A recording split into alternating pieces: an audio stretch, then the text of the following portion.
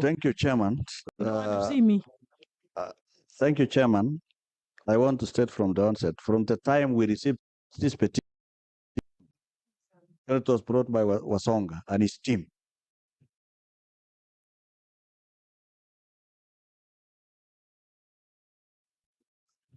Chair, today, Wesonga, Badi, and Wasiri, Minister for Education, are OD. We represent the people of Kenya. Wesonga and his team has a job. He represents a cadre, and he must ensure that his job is secure, of ensuring that he defends the lecturers. As we do this, I have also watched and listened to C.S. Okamba. This is a truthful man. This is a man that he lives with his word, and he does not. And the first win is that the fact that the minister has accepted SRC at some point misled them, and the consequence of actually following them would have resulted into an audit query. And both parties have all agreed 7.9. That is a win. Tell your lecturers that is a win, number one. That 7.9 is agreed. Question of how do we pay it? Let's look at the reality, Wesonga, my brother, and your team. I've also served in union. And I know when your members behind you are saying no, the consequence of going opposite, they will sack you. And the fear of you and your team being sacked by your members is to at least have a win, at least an upper win against the government. And on this matter, I plead to you, my brother, we represent the people of Kenya, and we have children, and these children are at home. Imagine children from as far as Baringo, where sometimes they are faced with banditry, and they are in universities. Some of them do not know even their first years. They are not acquainted in those environments. And many people would take advantage of them now that they are not in class. Please, my brother, and Minister of Education and the CS for National represented by Mwendwa, please up the game a little bit. That's why I was looking for the money for pension and the money for the salaries so that we see what can be done in between the chair and all of us and Kenyans. And I want to tell you, I also sit in public debt. I was just coming from a meeting of public debt. This country is has not stabilized in terms of debt. Please accept that we can do better than the 50% for humanity, and face your people and tell this is our country. These children are ours. These are our parents. Please up the game of 5 billion. Let about 2 billion remain. And actually we can be able to accommodate that in our appropriation. Chairman, you are also a very tough chairman who have been a teacher, and you know how these people face. We can go further and close ourselves into a room and agree on at least a higher figure suggested by them, and then we call off the strike and our children go to school and we have peace in our country. You have made your point. Members, it is now 2. I'll want us to adjourn by 2:10. So I want the remaining members to use at least 2 minutes each. Then I give the SG and we conclude, kindly. So I'll be very strict on that. Thank you, Chair. If you can use 1 minute, the better. It will be unfair to use 1 minute when McLap has used 5 minutes. So, saying 1 minute in the law of equity, yes. Okay, that was beside the point. Chair, allow me first of all mention that I look at last year when Waziri Migos entered into his ministry. I think the first challenge he's faced was the strike that was then, and I think wanasema mgara muwe lakini haki mpe, sio? I think that was good. And here comes a case now. You have another challenge, Waziri. Chair, it'd be good to note that it is a duty of this committee to appropriate funds. And therefore, as Waziri talks about what he talks about, it is this committee that will finally appropriate funds. And that's why I think the SG and his team found it fit to find their way into this committee. I'm aware that we are soon going to have a supplementary budget, which I think will be coming in a few weeks or in a few days to come, Chair. What I wish to request my good friend Dr. Wesonga is that I'm looking at the offer and the county offers, because you came before this committee with good intent to ensure that our kids are back to school. Would it be too much to ask if we were to say that this committee commits to appropriate the figures mentioned. And by February, I think when they are doing the BPS, which I think will be coming before us in February, we have that deficit actually factored in the BPS, so that come June, when we are reading the budget, we actually able to appropriate. Because even if Mbadi were to say that is give the money, if this committee does not appropriate that money, it won't be there. So, Chair, it will be upon you as the chair of this committee to even confirm to these unions that in our appropriations to do in a few weeks' time, we shall factor this amount of money. And in February, when the BPS is coming before us, we shall factor the remaining to close this matter once and for all. And maybe, Waziri, going forward, it wouldn't really be fine that we have another cycle of our learners actually going back home because lecturers on strike. So probably it would be good to be magnanimous enough in your planning so that we ensure that the CB of 25-29 is well crafted, well secured to ensure that industrial actions do not recur. Thank you. That's very good, Honorable Taitumo. Let's go back to member for CI first, and then yes. Okay, thank you very much. Mine was simply to appreciate what the SG University Union was presented. It was so clear, so well done, to the extent that I felt it because I was also a lecturer at the university, and I saw that as a very honest presentation. But way back in 2012. Yeah, but I don't benefit because I left university 2013 when I first came.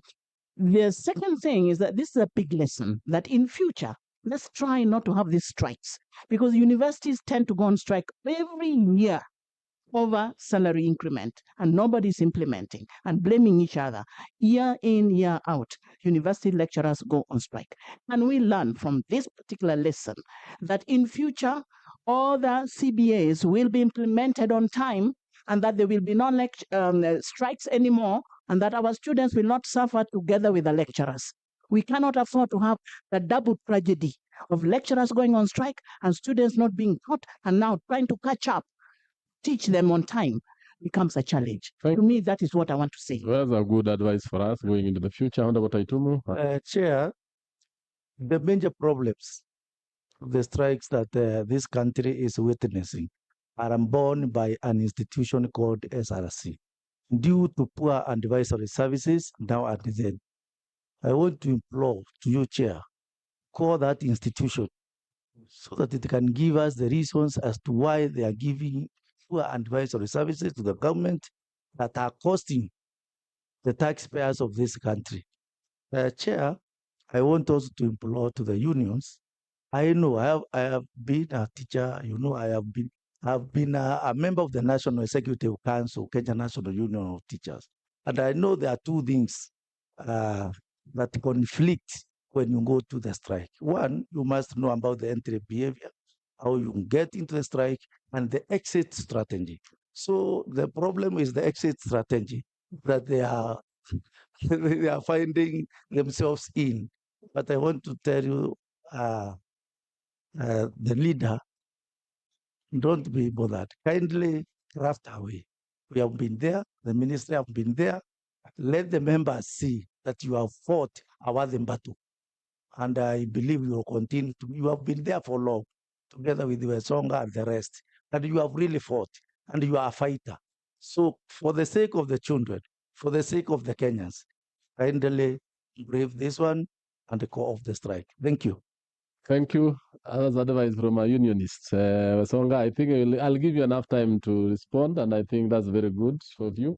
Honorable Kororia. Thank you, Chair. I also want to join my colleagues to congratulate the CS for the good intervention, and also the SG and the other leaders, because we need the students back to class.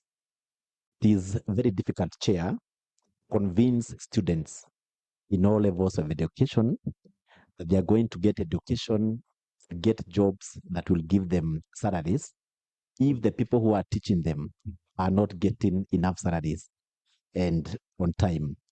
I would ask our chair to incorporate all the government leaders involved, including Parliament, to make sure that we do away with anything that is not a priority in this country and get enough money to pay the lecturers once and for all. And if possible, we can even double their salaries so that they are able to do their work accordingly. There are very many issues and very many ministries in the Republic that we can suspend a bit and get the same funds to come and settle the issue on education once and for all. It is becoming difficult to convince students to study hard, become teachers and lecturers, because they are seeing their lecturers at home. And it is difficult also to convince the students they are going to be employed by the government if their own lecturers are at home. But all in all, we are asking the SG and the team to have mercy on the public university students, because the students in private schools are going on with their studies, and those students are feeling like they are losing. Thank you, Chair. It's actually they are not feeling, but they are losing. They are losing. They are losing. And I think we, as I had given new members and everyone else, that we need to have a point of convergence. And SG, I know you very well that you are a fighter and you've achieved a lot for your members. And on their behalf, Kudeya and Tusu, Thank you you, being their leader. Chair. Yes, I want to give you about 3-4 minutes. 3-4 minutes. Yes, and then we. Thank you, Honorable Chair. I want to thank this committee for listening to us. For the sake of the children and students of this country, we are going to convene the organs of the union so that we can reconsider. However, the ministry should apologize to us for calling us confused and that we should go back to class. The next thing, IPCCF should reconsider how they manage university staff. A study should be conducted on motivational and job satisfaction needs of public university workers in Kenya. The way IPCCF manages university staff is perfunctory. If you can see the way lecturers came out to strike, those are people who could go up to January. But because of your chairmanship, because of the honorable members that have talked to us, I'm going to plead with our members so that we can reconsider. You don't push us. You don't call us names. The next thing I'm saying, the worst of the worst, Chair, is 80-20. They give us 80% and 20% to remain. 80% will be 5 billion. So that 2 billion is taken to 2026, 2027. My irreducible minimum, for the sake of you and the honorable committee members and the students of this country. Thank you very much. Other members. You are not the owner of the past. So we are arbitrators. Yes. I want to give the CS, first of all, CS and your team. CS and your team, a motivated worker is a very fruitful and a very efficient worker. IPCCF. Even one time your workers are very dissatisfied. Even if you see them not donning their tools, they will render very poor services. And I think what the SG is saying comes back to your doorstep as managers of universities, the vice chancellors, the senate, the principals, and the rest. You have your job well cut out, as said by the SG. As much as you'll pay this money, you need a well-motivated, a well-appreciated worker, a worker who, when he wakes up, he actually admires his university and he wants to be there the earliest in the morning. But if he's going there just because he knows you might give him a sack or because you might warn him, he will not render any service to you. So maybe you'll tell us what you are doing to improve that, and you must improve it. And this committee will undertake a number of oversight visits to universities on that particular issue only, to see how your staff are, and we'll meet them on issues that we think are very pertinent to you. Some, even if you pay them very little and they are living in a better environment, they'll still work. So that's something to you. Things, yes. I don't know how it's your comment, but one thing which is coming out is all your bubble talk. Maybe that is between you and him. I don't know how you respond to it on the issue of confusion. I know he's confused. Let me just first say that this has been a very good meeting, and the facts have come out the way it is. And we've come up here with the team from Treasury, and we've put all our facts on the table, where the delays came from. We have stipulated and we've indicated. And let me just say that as a ministry, we are actually going to undertake a review of how this 2017-2021 CBA process has been conducted, but after we've finished, so that we learn from it, so that we do not repeat the same mistakes that perhaps has been made, and we get to understand, interrogate the whole system the way it has been done. On the issue of the amount that is on the table and which has been confirmed by all the parties that they can be able to meet without defaulting is on the 50-50. That's what I would urge the unions, even as they meet their members, to discuss, see that this is accepted, and then we can go back to work as we continue working on the CBA of 2025-2029. On the CBA of 2025-2029, there is already a process of applying for a review of what the SRC indicated. And I think there is a letter that has already been done, and it will be shared with the unions. It's not been shared with them. We just had a meeting this morning. The letter has been done. We've given direction as a ministry to IPU CCF on what needs to be done in that space so that the CBA makes sense. It was out of last year's negotiations that we made a decision that we need to be negotiating our CBAs at the beginning of their cycle so that it is easier to factor them into the budgets going forward, and it becomes easier to deal with. We're in this quagmire because we are dealing with an CBA in arrears, which then becomes very complicated, loads our CBA, and you know the sector is already getting the largest amount of money, the numbers are increasing, the pressure is on across the board. So we're just trying to see what is the best way we need to do these things to avoid a situation where our students, our teachers, our lecturers keep going out of the class or going to the street. So we need your help in looking at the global position, not just one side, not just because the next thing then that would happen is, and it's already starting to happen, the universities are going to start closing down. If they start closing down, we are still in the same place or worse off than we were before.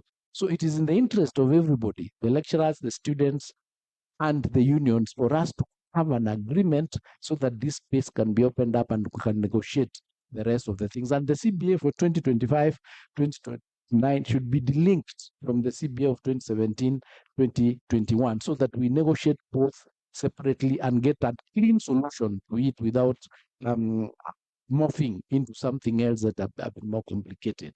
So that my plea is accept the 50-50 and let us move from this mountain.